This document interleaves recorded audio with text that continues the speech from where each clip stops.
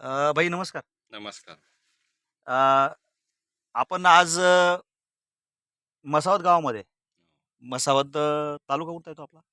शहादा. शहादा शहादा तालुका, जिल्हा नंदुरबार. जिल्हा नंदुरबार. तर आज आपण मसावत गावामध्ये येऊन मला वाटतं कोणत्या तारखेला प्रोडक्ट आपण दिलं होतं स्प्रेला तुम्हाला? ते अंदाजे? त्या दिवशी पण पाऊसच झाला होता. पावसात झाला होता त्या दिवशी. हां. तर बिल आहे त्याची तारीख आहे त्याच्या समजा. तारीख हां. तर यांना कर्जईवरनं आपले चेतनभाई आहेत त्यांनी रेफरन्स दिला होता बरोबर? हो. चेतनभाईंनी रेफरन्स दिला बरं. होता. तर यांच्या तुमचा कापसाचा प्रॉब्लेम काय होता? म्हणजे काय वाटत होतं तुम्हाला जेव्हा तुम्ही आम्हाला बोलवलं त्याच्या आधी काय वाटत होतं तुम्हाला? मला बोलवलं तेव्हा मला असं वाटत होतं की एक मिनिट तुमचं नाव सर्वात पहिले आधी सांगा. माझे नाव राजेंद्र भीमा पाटील मसावत. बरं, बरं.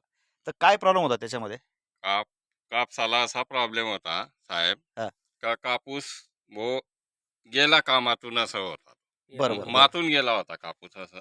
लोक सांगायचे, मी म्हटलं गेला झालं टेन्शन मध्ये मी शेतात बी येत नाही होतो. आणि मग ते आमचे केतन भाई ते सांगायचे, काय नाही साहेबांना तुम्ही घेऊन जा आणि दाखवून द्या एक वेळेस, बरं, मग बघा. बरं, बरं.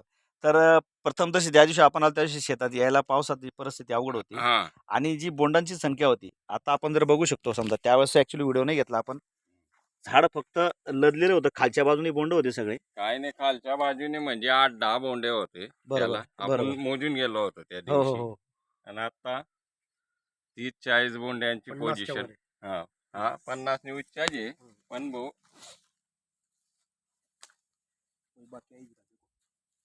पोझिशन तो आवडाची नाही ना, म्हणजे कलर बी आहे तिने. पान एक मी आकडा घ्या बोंडा येत होता पिंदळ्या एवढं पान होते. मी तुम्हाला बोललो होतो, हम्म, की फ्लॉवरिंगची संख्या वाढेल. हम्म. वाढली का फ्लॉवरिंगची संख्या स्प्रेनंतर? वाढली म्हणजे सगळी एकदम काही सांगायचेच काम नाही साहेब. कुठला कुठला वाण आहे हा? विठ्ठल ना? विठ्ठल. हा विठ्ठल वाण आहे हा कंपनीचा. हम्म. तर विठ्ठल वाणाचं त्यांनी सीड लावलेलं तुम्ही बघू शकता झाडामध्ये.